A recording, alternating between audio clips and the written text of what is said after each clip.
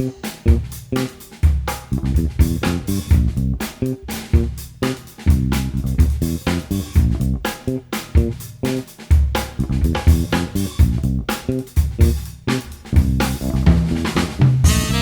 everybody. Welcome back to the Dan Nessel Show. I am your host, Dan Nessel. Look, I've been podcasting for over a year, and I've had the pleasure of speaking with and learning from a variety of amazing people.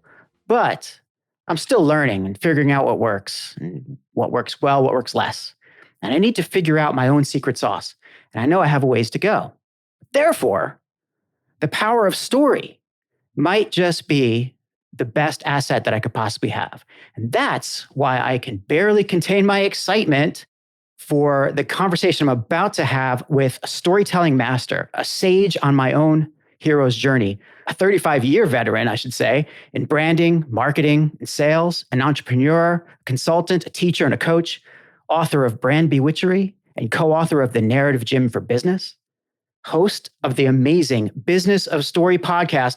Please welcome to the Dan Nessel Show, Mr. Park Howell. Park, it's good to see you. Daniel, thank you for that. And exceptional use of the ABT right up top. Well played. The ABT, what in the world is the ABT, Park? Well, you did it beautifully. Yeah, you had this statement of agreement, but here's the problem, and therefore here's what we're going to solve for you today.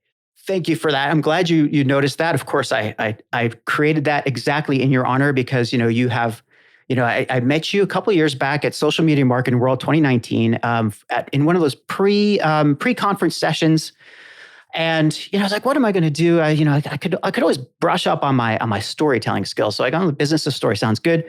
And I sit in on what would I think be sort of a life-changing session with you. And it was packed. I think there was, 200 people in the room or something like that. And, I remember seeing you after that throughout the conference. You were always so friendly and we talked a few times and I always remembered that. But I kept in mind the lessons I learned in that short hour and a half or so, whatever it was. And ever since then, as a communicator, as a professional communicator and marketer of sorts, I've always kept in mind, the best way to make a connection with somebody, to make an emotional connection, is to tell a story.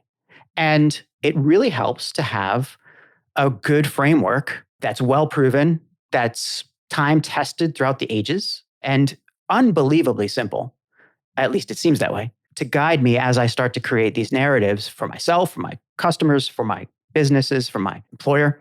So I want to thank you for that. And, I'm really glad you're here on my show. I'm sort of fanboy gushy right now, to be honest with you. Oh, shucks. You're welcome. I mean, it's great. The ABT, the and, but, therefore framework has really done wonders for me. And I know we're going to get into it in a little bit, but story, like you made story your life now. It's your pursuit and it's the thing that you convey to others. It's not only is it a talent, it's a gift that you give. And I really wanted to start off by, first of all, giving you a chance to, talk a little bit about yourself and, how you got to where you are. Many of my listeners will have heard me name drop you here and there. So, so maybe they know a little bit about you. But really, how did you get into story? You said in your bio that, you have story in the soul, right? Yeah. Well, there was a client looking for someone. Yeah. Said, I'm looking for someone that has story in their soul. Yeah. And there you go. So how did you figure out that you had story in your soul? What give us a little bit of the history of Park. I can look way back and start seeing all the different moments and pieces come together. But Dan, I've been in the advertising, branding, marketing world 35 years, and I ran my own ad agency for 20 of those years. And I really enjoyed it for the first 15 of those years. And then the last 5, I wasn't crazy about it anymore because of the digital realm and how it came in, how things had so appreciably changed. And it was early 2000 when I went looking for an answer. How do we make our branding work more powerful? How do you stand out in all of these channels when we are being bombarded with communication? And what I had realized is the old way we had been marketing, communicating was no longer going to work. And that's when I found story, or it kind of found me. I was lucky because our middle child, our son Parker, was going to film school at Chapman University in Orange, California between 2006, graduated 2010. has been in Hollywood ever since and just moved to Austin, Texas, where he says, I'm going to the land of the free. The SoCal's kind of driven him crazy. But while he was there, and I was trying to understand how we were going to compete in this extraordinarily noisy world, I said, Parker, send me your books when you're done with them, since I'm paying for them, because I want to learn what do they teach you there to be competitive storyteller in the most competitive storytelling market in the world, Hollywood. And how could I use these teachings in the business world? And that's where I really found story. And I was blown away by it, Dan, because earlier in my younger years, I played the piano my whole life, and I was writing songs when I was a little kid just for the fun of it. And I got a degree in music composition and theory. And I realized when I started studying story all these years later that essentially it was the same thing. Only now I'm studying and I'm teaching story composition and theory in order to help leaders of purpose-driven brands really stand out and connect with people. And so that's my mission. And I love doing that more than running an ad agency. So I pivoted away from Park & Co. in 2016 and started the business of story. And now I consult, teach, coach, and speak on the power of story around the world. That is a killer story in and of itself. You know, your journey from that kid who decided that they had story in their soul, and then just going through your musical journey. You know, you find that a lot of great storytellers also have that musical bent to them in some ways. I mean, and you said something interesting that, you know, story is similar to music. I suppose you meant in the sense that you're teaching composition and theory, whereas for music, you're also into the whole composition and you learned about composition and theory. Mm-hmm. And I wasn't really sure if I was going to go in this direction here, but music is kind of mathematical, right? I mean, it's there's a lot of, I guess, form behind music. You need to know, you know, the various keys. You need to know the values of each of the notes, for example. You need to know how things change and progress. And, you know, when you mess around with it, you become jazzy, I suppose, you know, whatever. There's a lot of different approaches. And in some ways, a good song is also kind of an and but therefore, isn't it? I mean, it starts off with a build. It then hits a contradiction, and then it comes to a resolution, right? Do you think that background in music is really, did that give you heart in story? Do you think that was part of why you fell in love with story? Well, yes. So to answer your question, you know, I was telling stories when I was a little kid. My mom and dad were always saying, Park, stop telling stories. And when I was in my advertising career, I did a lot of writing and producing of radio commercials. And I always would do a story around the product and have fun and put it in some sort of crazy setting and these weird characters.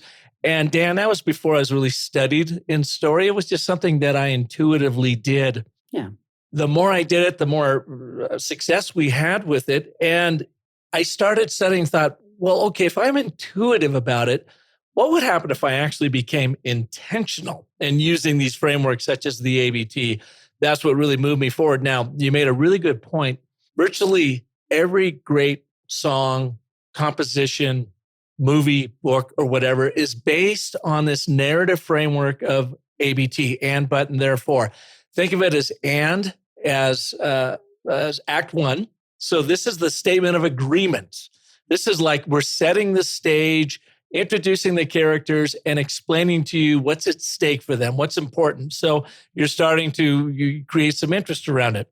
The but then, as you pointed out, is when you pull the rug out from underneath it. But here's the problem. Here's the complication that they are going to go up against. Here's the contradiction. And then the therefore is here's the consequence of that. Here's the resolution. And when we do this and break it down to that simple 3-part framework, what we're really saying is this is the algorithm that our primal limbic system brain loves. It's cause and effect based. We're arousing interest in that but section of here's the problem, here's the plot turn. And then the therefore is here's how we are here to solve it. Did you know that the Sonata Allegro form from Mozart was totally based off of exposition, development, resolution, 3-act structure of story? So as you pointed out, Mozart would introduce all the themes of the music, the tone, the keys, and so forth in the beginning and the exposition in Act 1. Then he would turn it all completely on its head or on its ear in Act 2. And you, as the audience, are sitting there waiting to hear, how does this resolve? And that's what he does in Act 3 in the sonata allegro form. So you see the setup problem resolution dynamic across the board, not just in storytelling, in art, in music, in movie making, in poems, in nursery rhymes. Think about Little Miss Muffet. Yeah. Little Miss Muffet sat on a tuffet and she was eating her curds and whey.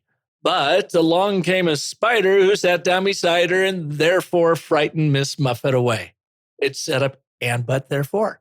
So we're conditioned. I mean, it's core to our understanding of, I guess, inputs around us, of the environment around us.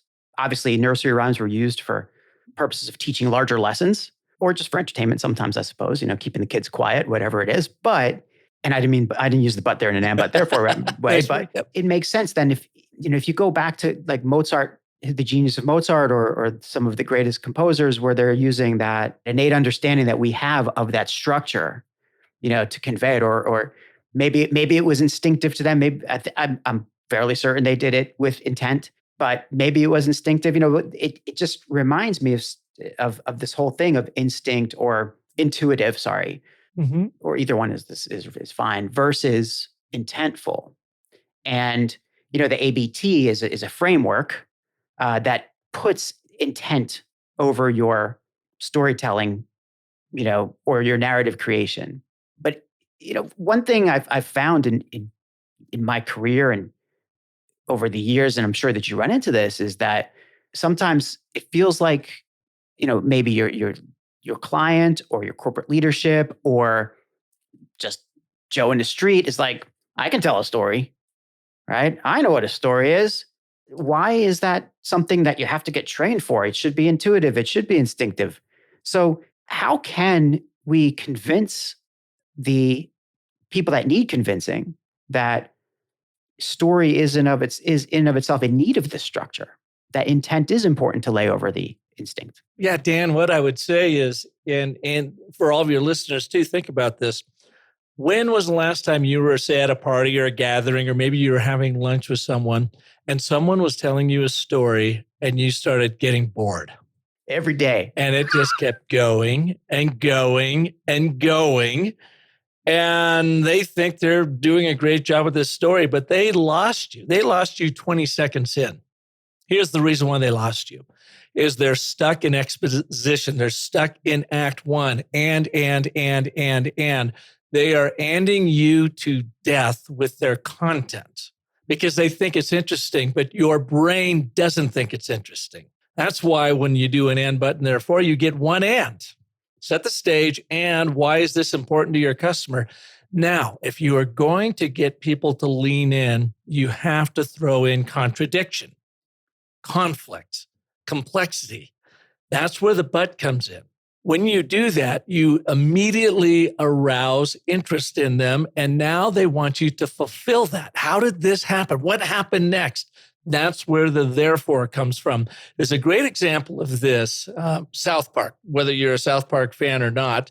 I know it's really for a niche group, but that show has been around. It's one of the longest running TV series of all shows on TV, and it's the second longest animated series only to The Simpsons. Matt Stone and Trey Parker, this is what blows me away, is if there's a new South Park coming out this Sunday, they are writing it, producing it, voiceovering it now, and they will run it over to Comedy Central on Sunday morning, and it airs that afternoon/evening. There's a great video on YouTube called 6 Days to Air that they talk about how they do this. Now, here's the thing. With only 6 days to produce that show, they have zero room for error. The scripts have got to be tight, they've got to be working, and everything else has got to work. But it starts with the form of that script. And there's a great little bit in there where Trey Parker talks about what we do when we have a script. They're usually long and very informational at first. We go in and we start removing ands. We take out ands because that's exposition. And we see if we can change it, replace it with but or therefore. This and then this, but this happened, therefore this happened. But then this happened, therefore this happened. You get a show that goes this to that to this to that, but here's the complication to that. I'm literally quoting him at the end of that little video piece. And that's the most important thing to remember when you're telling a story. But here's the complication to that. So I catch myself. And if I'm going on and I feel like now I'm boring myself, that I know I'm boring my audience, I will always find a place to grab a but. I will stop myself and say, but, because it makes me have a plot twist, a turn in the story that gets everybody interested in moving forward. And that is crucial in advertising, marketing, content marketing, anywhere you are trying to attract an audience and get their attention very, very quickly and really be focused on them and their problem. I had to giggle a little bit because first of all, we're talking about South Park, and my show is not political at all, but we do allow poo-poo mouth and such things. South Park is totally welcome. And you said, and I quote, "Always find a place to grab a butt." So in the context of South Park, I really love that. I'm going to write that down. But what really occurs to me is that this kind of fundamental, like very basic approach has very complex results, very like long-lasting results. I mean, it seems counterintuitive in a lot of ways that just something, that just kind of breaking down something as incredible as a 2-hour feature film or a 30-minute or 22-minute South Park episode, whatever it ends up being, that there's a lot of complexity here. But to kind of break it down to an and but therefore, I mean, it's almost as though the form is ruling the content. And is this what we kind of have to believe almost as content creators, that look, we've been taught that content is king, but now it feels like, sure, we have to have the right content, but it's kind of second fiddle to the form.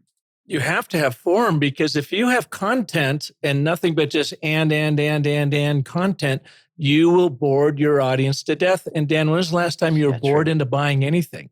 Your brain, it goes back to this form of and, but, and therefore, or storytelling being an absolute learning tool. Some people will even argue that storytelling and our ability to do it was more important for our evolution and survival than our opposable thumbs, because we could think tomorrow. We can picture a fiction that we want to live into, but we are also paying attention to all the problems that we are going to have to overcome.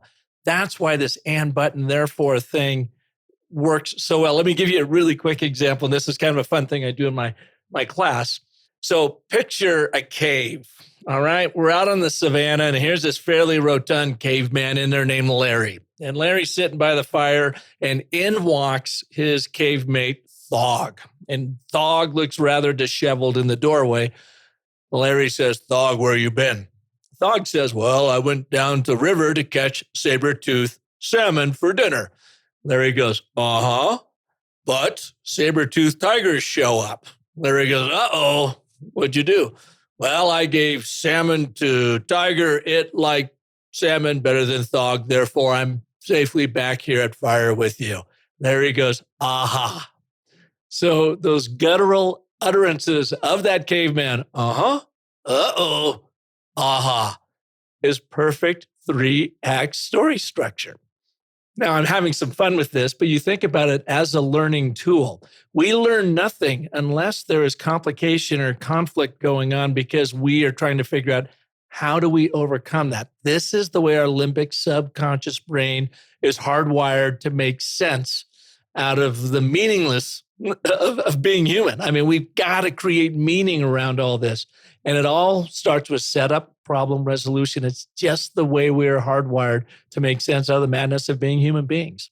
I love that you brought up the campfire. On some previous episodes of the show, I've spoken with people who, make their living telling stories visually or, as part of their job, like we all do. And we concluded on several occasions that it all goes back to the campfire. It all goes back to that time when we were all, when we were a verbal group of hunter-gatherers, and we needed to convey where the dangerous places were, or where the good food was, or, don't touch the mushroom, don't touch that mushroom, but that mushroom's okay. These kinds of things, and how that kind of image of the campfire really, really conveyed that sense of safety, but also now it's time to tell some stories. And in those days, you said story and everybody settled down and paid attention, right?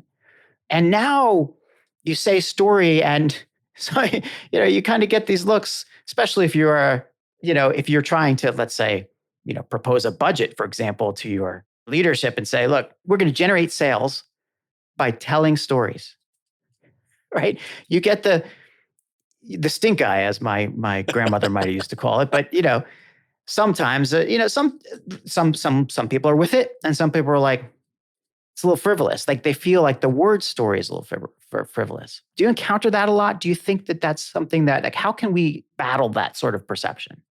Yeah. So number one, never, ever, ever tell someone you're going to tell them a story. Just tell it to them. And why? Why is that? If I'm sitting across from you, Dan, I go, yeah, we've got the budget projections here. Let me tell you a little story. What's the first thing that comes up in your mind? You're about to tell some fiction or some... You might be lying to me. You might be trying to manipulate me. You might be doing any number of things. So why even enter that into the conversation? Just tell a true story about the real world impact you make, and that will make your business point for you, because nobody can argue with a true story well told. They can argue with your facts. They can argue with your opinions, with your assertions, but they can't argue with a true story. Just don't tell them that you're going to tell them a story, because that is, you're right, the S word, it brings in suspicion. And yet you can still win over that storytelling monkey sitting across from you, because that's what we all are, by just launching into a quick little story.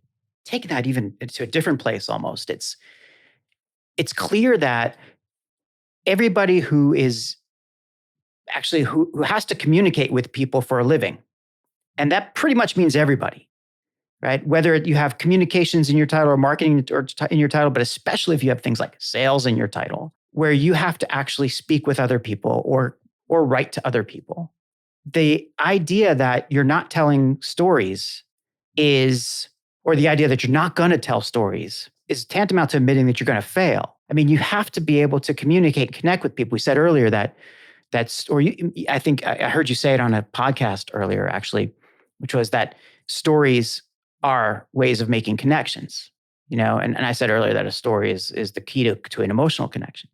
So everybody in an organization needs to know how to do this. So, I keep thinking about, the people who are writing these terrible emails, right? And the people who are like just creating these policies. Policy is not a story. Clearly an HR person is not going to put, here's your vacation policy. It's not going to be in the form of a story. Although I think it probably should be. It probably should. That would make it a lot interesting. People would read it. Yeah. But I mean, it's clear that I think everybody who communicates for a living needs story. And are you finding this to be the case? Are you finding that this is resonating with your audiences? And, what have been some of the big like ahas or takeaways that you've had in dealing with these kinds of issues? Yeah. Well, what's the alternative? If you are not connecting with that buyer, that prospect customer across from you by talking about a story that they can really relate to, then you are just pretty much leading with data, facts, charts, graphs, whatever. And those just don't have an impact on our brain. You think about, if you're running with numbers, what's the first syllable of numbers? Num. I love this one. It doesn't mean anything to us. It doesn't, unless we put it into the context of a story, because our ancestors that were running around and surviving the savannah, they didn't have PowerPoints, and they weren't thinking in numbers and charts and graphs. They were thinking in actual events, or even fictional events that they could picture that could happen tomorrow, so that they would know whether to avoid it or take advantage of it. We have not appreciably changed, and especially our subconscious limbic system is the same system that those folks used to run around to survive the savannah, is the same one we're used to navigate and survive this onslaught of communication. So unless we put it in the context of a story, we have a really hard time embracing it. And I want to go back to that thought where you had said a little bit earlier, Dan, about does form dictate content? No, it doesn't. Form makes your content sing. And I want to give you kind of an example of that. So we know we've got this and, but, therefore form down. And I want to let everyone know that I did not invent this. I learned it from Dr. Randy Olsen, who is a Harvard PhD evolutionary biologist, also USC school grad, filmmaker, produced 3 documentaries on climate change and global warming, and has written myriad of books teaching scientists how to use what he learned in Hollywood to communicate their big ideas. It was in his second book called Connection in 2013 that I was first introduced to the ABT. While Randy teaches it in the science and academic world, I translated it into the business world. And he and I have worked very closely ever since in these 2 different worlds. So I've learned a ton, especially from his evolutionary biology standpoint. Mm-hmm. So you come down, you think about the and, but, and therefore. Here's the most basic, simplest, shortest ABT I could ever possibly come up with. It is most executives communicate and care, but bore. Therefore, tell a story. Setup, problem, resolution. So let's just start from there. That's what we kind of call a conversational ABT. It's so basic, it's so brief, it's almost vacuous, but everybody in the room knows what you're talking about. We show up, but we're boring. Therefore, let's not be boring by telling a story. Now let's expand that. Let's say you are a digital content marketer and love connecting with your audiences on LinkedIn, but you're not actually connecting because you're leading with data. Therefore, turn your data into the drama using story form of the ABT to help you hack through the noise and hook the hearts of your audiences. So now I've just taken that short little conversational ABT and expanded it into being very customer specific, a digital content marketer, what it is they want and why it's important to them, but why they are not connecting the way they want to because they're not using story. Therefore, use something as simple as the ABT to become an intentional storyteller, moving from that intuitive storyteller, which we all are as Homo sapiens, into an intentional storyteller. Dan, I call it going from winging it to winning it because you're actually intentional about it. I've been thinking about ABT all day, clearly, because I've been thinking about interviewing you and talking with you. And, of course, it is my job, to write stories and to communicate and to help other people communicate better. And, I love this whole idea of intent, right? Of just kind of putting some, mindful intent over what you want to do, right? But it's not something that happens overnight, though, right? I mean, people can hear 3 simple letters, ABT, and go, okay, I got it. And they'll go back and they'll be like, oh, all I got to do is an A and a B and a T. And it makes it sound so simple, right?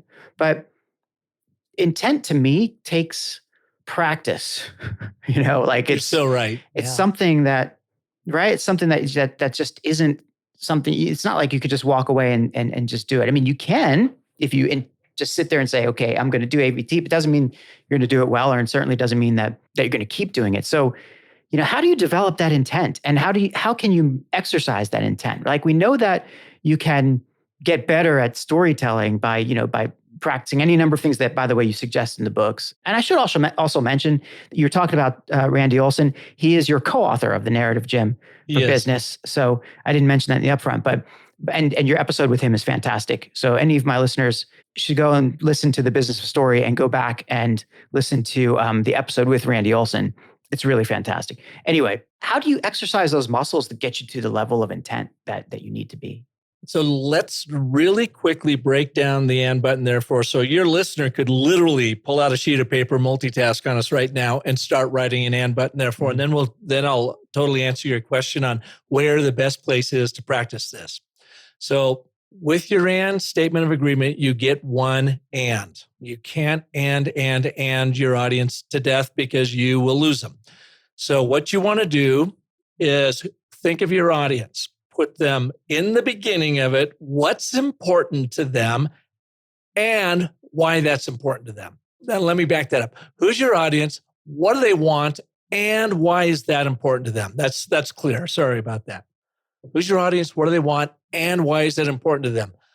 But why don't they have it? What's standing in their way? What's the obstacle that's going on that you are going to be there to help them get what they want, because you're going to help them bridge that gap, overcome that obstacle? Then your therefore comes in. This is how you're going to help them do it. So set up problem resolution. Now, that sounds really easy. Go ahead and try it and see if you can get it down. It takes some work.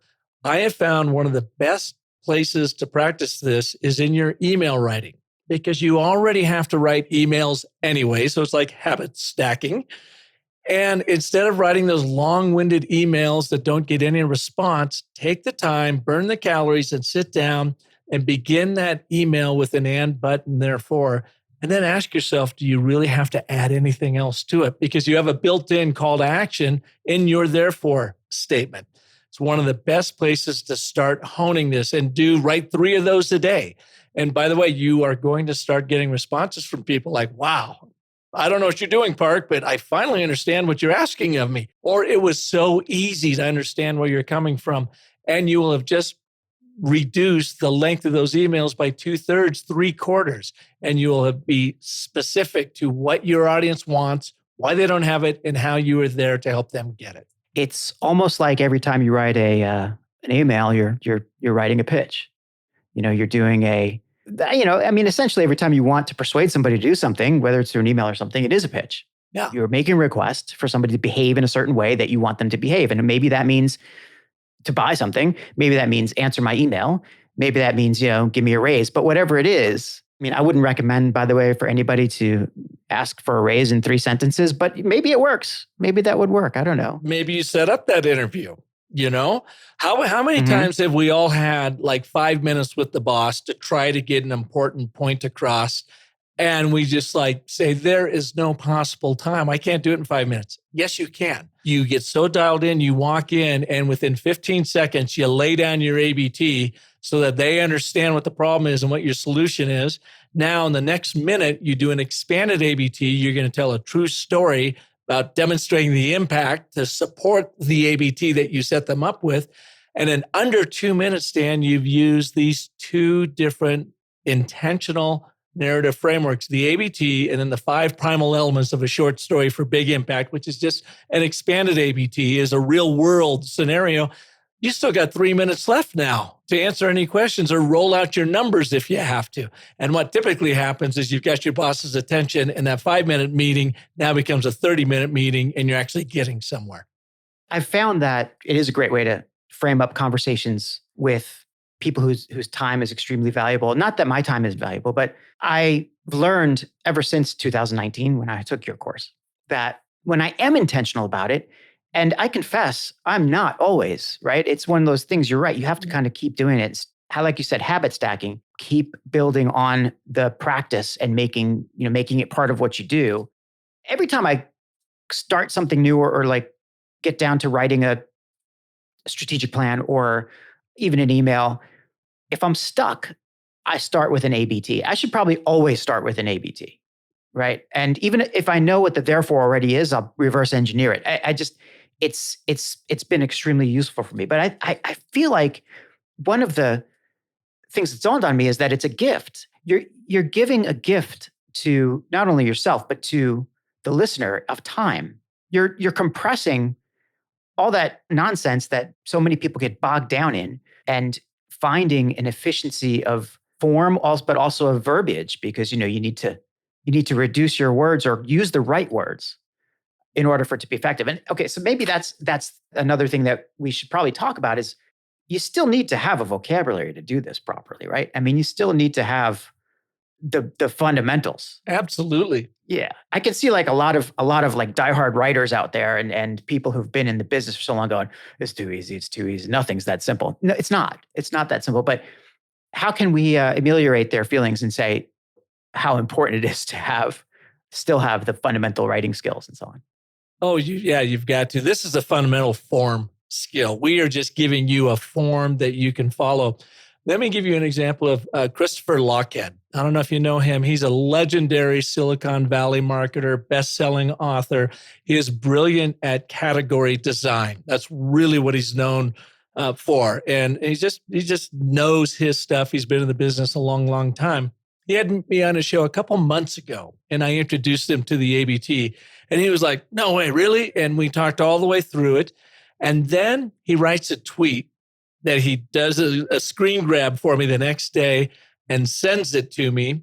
And he goes, I cannot believe this little ABT and the power of it.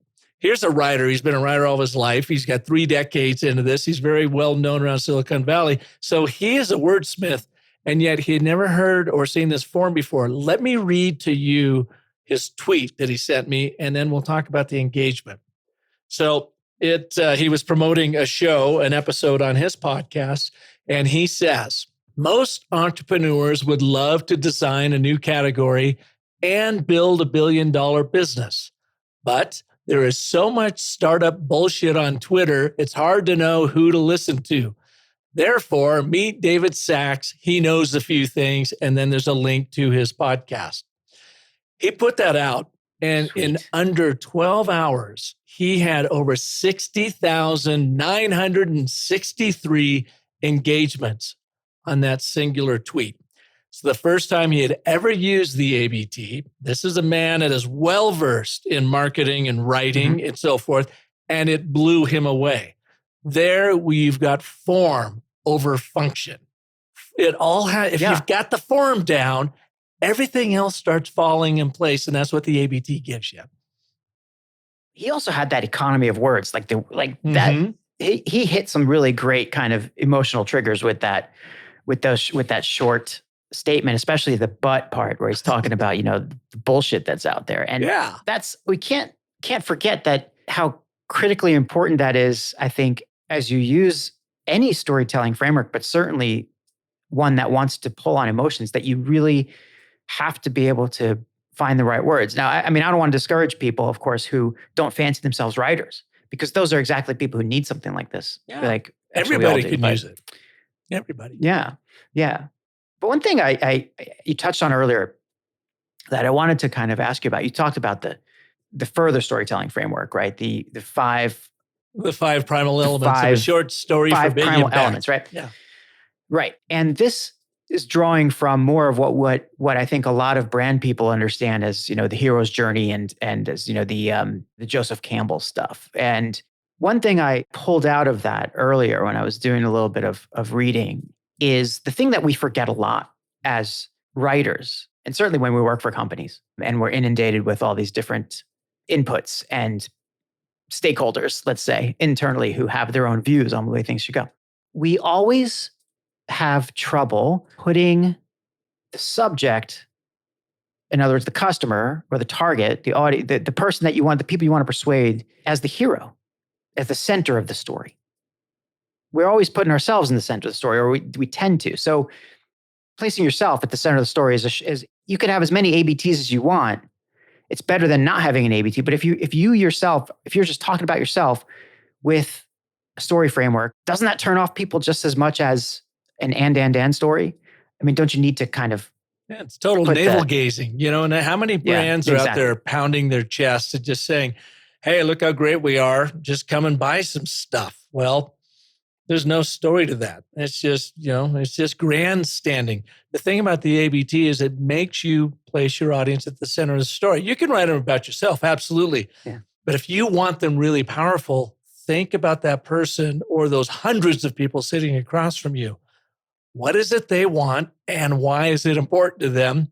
But why don't they have it? Therefore, how are you uniquely there to help them get it? So you still get to play this really super powerful part of the story. You are their mentor or guide. And that is crucial to the success of any story. And so one way people can go and see this in action is go and look at your landing pages on your website and see if they are talking all about you and how wonderful your product or service is and why people should just naturally buy, or see if it places your audience at the center of that story. I can give you a really quick example of it. I was doing work with this company called Kinadyne, virtual training for 60 of their sales and marketing people about this time last year. And I was teaching them the ABT, and they are in the trucking business. They sell straps and winches and ropes and hooks to secure cargo. So I pulled up one of their landing pages. Let me, Dan, really quickly read it to you. This is typical example of a brand. They've got the right content here. It's just in the wrong order. They say, we are the cargo control people, and we are here to help truckers and fleets alike get back control over their cargo. Give us a tie-down problem, and we'll give you the ideal solution to make the securement job a smooth and effortless process. From straps to winches, ropes to hooks, we have everything you need to help you securely tie down your important cargo. So it's we, us, do the pronoun check. There's like 6 we's in us's to 3 you's. So I say, let's flip-flop that. Let's put it into an ABT. By the way, it actually shortens this landing page copy, and it places the audience at the center of the story. And here's how it might read. Your cargo is gold, and it's critical to ship it as safely as possible. But there are many potholes along the road to a successful delivery. Therefore, secure your valuable load with the straps, winches, ropes, and hooks from the cargo control people at Kinadyne. Now the brand comes in last place, but plays that such important role of mentor or guide, and it is written from their customer's perspective, what it is they want to get out of life and how we are there to help them get it. That's what the ABT can do for you.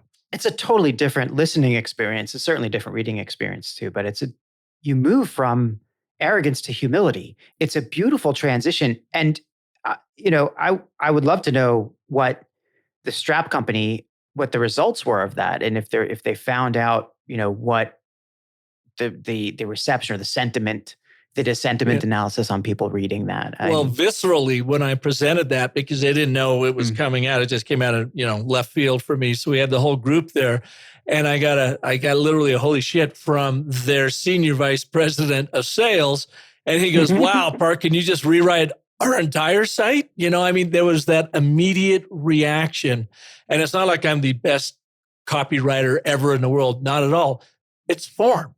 The first one had no form. It was and. There was no story there. There was nothing to hook into the problem solution dynamic that our limbic system is looking for. The second one uses story structure, set up problem resolution, but even it is not a true story in and of itself. It's just using that same structure, again, that our cause and effect brain loves. You had asked about the 5 primal elements of a short story for big impact. So now, you want to tell a quick story, and those 5 primal elements are a timestamp. When did this story happen? A location stamp. Where did it happen? When we do that, we trigger the limbic system that says, something must have happened because Park is telling me a time and a place that something went down. I better pay attention, like Larry the caveman, just to know what I would do in case whatever is about to go down ever happens to me. We can't control ourselves. That's what our brain does. So the first 2 is timestamp, location stamp. The next one is the central character. One person, one individual in this single narrative that may be a proxy for lots of other people, but you don't want to talk about 2 or more people, always about one person. Who it is, identify them. Then you get into action and surprise. What happened? What went down? What was the surprising outcome that leads you to that 5th element of the aha moment that makes your business point for you? So you're able to tell that story in under a minute. You're using these 5 primal elements, which are built on the and button, therefore, because your first 3 elements are and.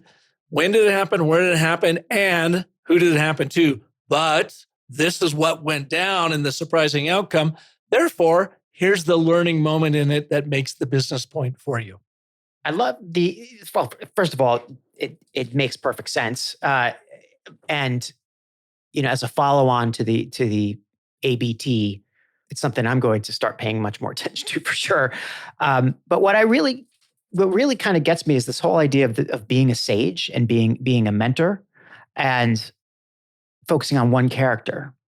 And if you can do both of those things, it kind of automatically forces you to shift your perspective to that second person, or that placing the other into the at the center of the story. You know, I can't even think of how powerful it would be if, if everybody kind of understood that your role as a company, if you're in commerce, but your role is to be a helper now. The people have changed, the market has changed, the behavior of our audiences has evolved. Everybody, there's no need to rehash any of this. We know that the customer is in charge. The customer controls the journey. It's not like it used to be. Anybody read any Mark Schaefer or anybody listen to any of the times I've talked about Mark Schaefer, we know that the customer is really driving the boat here. And if you're in any way going to connect with them emotionally, you have to be their teacher or their sage or their mentor. They're not going to want to be told what to do. They're going to want to learn what to do. And they're going to want to kind of learn for themselves and see you as the source of that information. I find it to be very, very insightful. I don't necessarily have a question about this. I just find it to be really, really insightful and a good way to approach the way that you want to write moving. Well, and here's the very cruel truth in all of this that I've learned through all of these years, and having 320 some guests on my show that I learned so much from, as you do when you host a podcast, is nobody cares. They don't care about you. They don't care about your brand. They don't actually care about your product or service unless you can demonstrate to them how it makes their life better. So you have to place them at the center of the story. Think about your show right here, Dan. It would not be successful if you were not in total and utter service to your listeners. It's the only reason why you do what you do. It's not about stroking your ego or the egos of the folks that you bring on. It's you are trying to impart wisdom to your listeners so that they make great use of the Daniel Nestle show and know this is where I'm going for my content. As soon as you were to turn that spotlight on you, you're going to lose all your listeners. And you know that because you're a great marketer and that's what it's all about. What I have always been amazed at is how many chief marketing officers out there still think the brand is the center of the story. It blows me away. It's a major paradigm shift. It's not ever about the brand. It's always about your audience, your customer, your buyer. It's, that's the single biggest issue I've had in my career is convincing or trying to persuade the leaders of companies that they shouldn't be talking about themselves, right? That this big brochure that you just wrote is essentially, or that you just paid thousands of dollars to get done, is yesterday's garbage. It's not going to help the situation. It's not going to help you convert anybody new anymore, especially because all it is just kind of how great you are. And that's not the way that people behave. I mean, luckily I'm with an organization now where I have to say that our leadership is really bought into the idea that the customers need to be first. And I love what we're doing in that respect. But, I've been with Japanese companies in the past and it's a very difficult kind of pill to swallow, I think, for, culturally, when you've had, 150 years of being essentially either too big to fail or like a source of truth, where an admired brand that had authority, And so in one of my past companies, this was absolutely the case. The company didn't felt, and the leadership felt that they had no need to talk about anything except themselves because in the collective consciousness of their audience, they were already so great, right? Their reputation was stellar. They were amazing. So therefore, they just needed to keep talking about how great they were and how they were going to have these, and how they had these great solutions, new solutions, advanced solutions, and practical solutions. If I had to hear the word solutions one more time. Yeah. And never once, it was so difficult to get them to buy into the idea that maybe, just maybe, they could improve their reputation by not talking about themselves, by talking about a problem that's in the world, and by talking about, some of the things that they think can solve the problem, right? And then, oh, by the way, if you want to learn more, go here and we'll tell you about what our products are. It was so difficult to get them to, buy into that program. And, luckily there were a few brave folks, and we did some, I think, incredible work with brand storytelling and with humanizing that particular company. But the struggle goes on over there. I know. I mean, the struggle is real. You have to be really fortunate, I think, these days as a marketer or communicator to be dealing with a leader or leadership that understands, like, no, we can't be navel gazing. We need to be looking into the eyes of our buyer or our stakeholder or our investor, whoever it is, and put them on the pedestal. So yeah, I think humanizing here that is the story. rant. I just felt that is important. Yeah, you're so right, Dan. Humanizing that brand starts with humility from the company. If I can give you another really quick example, Sharp Electronics, I was working with their group. And again, I pulled up one of their landing pages, and I won't even read you the entire thing, but you're going to get a taste for it. I know what they're trying to do here, and they're good people. They're really good people, but you could just see the juxtaposition here. So landing page, the title is Document Systems. For years, Sharp document products and solutions have been earning high praise and prestigious awards from leading MFP testing organizations. For Sharp, this represents more than just an accumulation of accolades. It means that trusted industry experts, blah, blah, blah, blah, blah. Yeah. I said, what if the best engineers? Yeah. What if we change it from your audience's perspective? And I rewrote it, which was like a third as long as what it was. And it says, shorter runs, quicker turnaround times, complete control over your in-house printing. It's what you want. But your productivity is currently stuck on pause. Therefore, Sharp digital MFPs and copier printers will have you printing like a pro with our industry-leading innovation, user-friendly design, outstanding reliability, unsurpassed security, and boundless expandability. So, same thing. We've just put the mentor or guide of Sharp at the end, still allowed them to pound their chest a little bit, but it's all now from the perspective of their customer.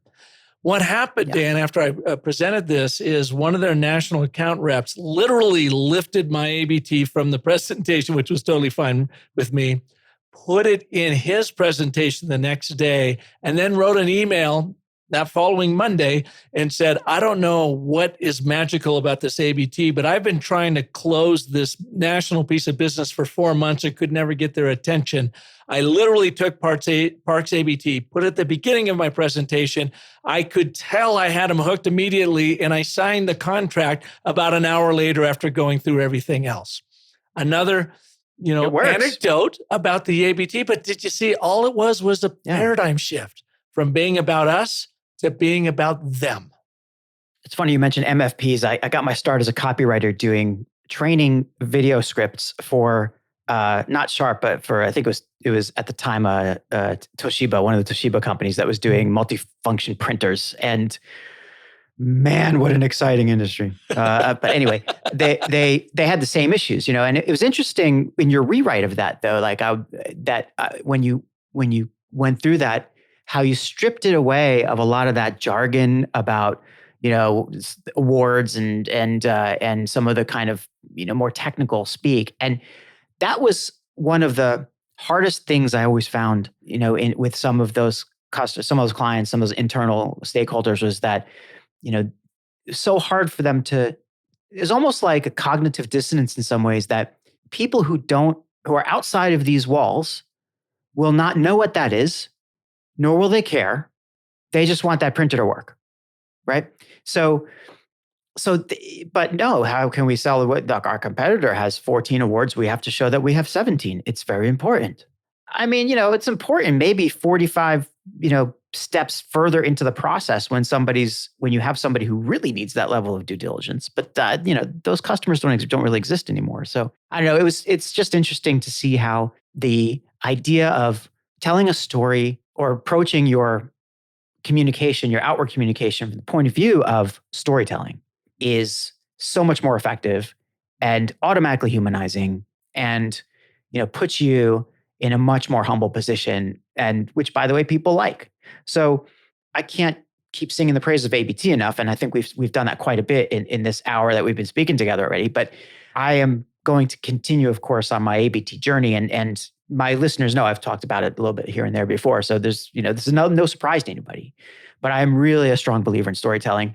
I think it's critically important. And Park, I wanted to give you an opportunity before we say goodbye. Just tell the folks out there, like, what, how they, first of all, I know they can reach you at businessofstory.com. They can find you on LinkedIn. Go to Park, Park Howell. His name will be spelled properly in the title of this episode. But where else can they see you? Can they hear you? What are the types of things that your business is looking at, and what's in the future for you that people would be interested in? Thanks for that. Well, for everyone listening, my real goal is to make this ABT the thing in business, because in all my studies, I found that this is where all powerful business storytelling begins. So I've got a course on Thinkific. It's only 18 minutes long, 3 short videos with me walking you through the 3 forces of story: agreement, contradiction, consequence, which is the ABT. You can find that at businessofstory.thinkific.com, or click through the businessofstory.com website. And then add the book to this. It's only all of $9 for the printed version. I think $7 for the Kindle version. The Narrative Gym for Business that I co-wrote with Dr. Randy Olsen, who introduced me to the ABT. It's a 75-page guide. You can literally read it in 90 minutes, and it was written such that it's something you can have sitting next to your computer, and you can open it up and respond to it or refer to it if you need help building your ABT. The thing with the ABT is, here's the contradiction. It looks so simple, you think it can't possibly work until you use it, and it'll blow you away. It looks so basic, you'll think you don't need any training and or practice with it, that you can just knock it out. It's not. You just got to practice it, like you said, over and over and over again. And we're here to help you do that. And that's really the 2 things I'd like your folks to take away today. And start writing those ABTs. Send them to me after you've written them. And I'll be happy to do a quick little coaching on through email with you on how to build these ABTs. Well, thanks.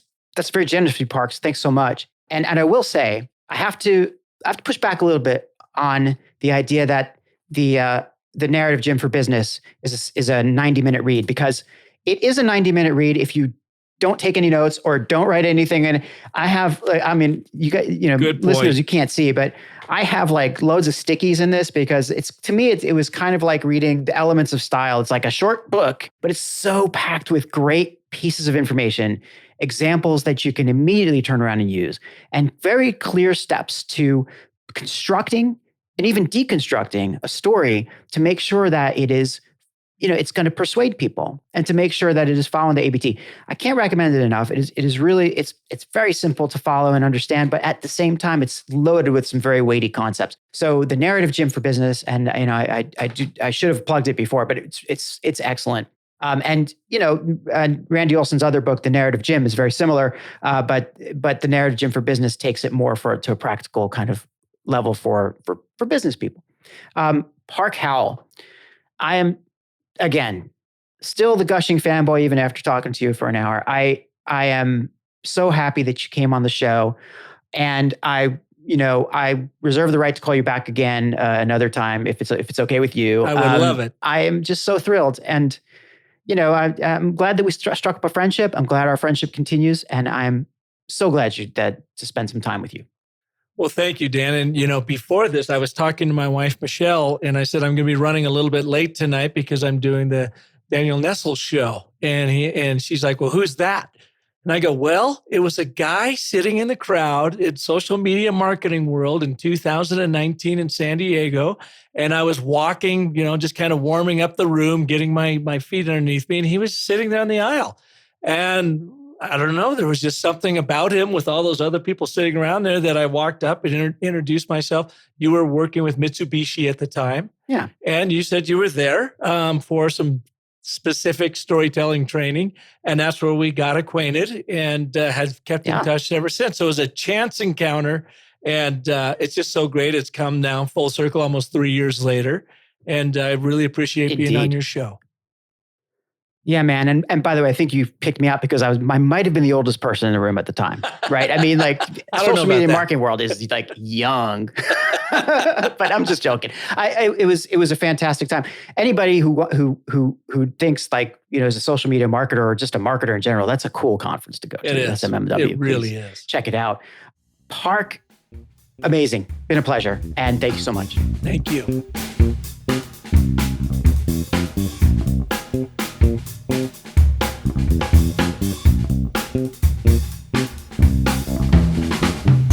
If you enjoyed this episode of The Dan Nessel Show, please head on over to iTunes, Spotify, Google Podcasts, or the podcast player of your choice to subscribe, rate, and leave a review. And please don't forget to spread the word. Thanks for listening.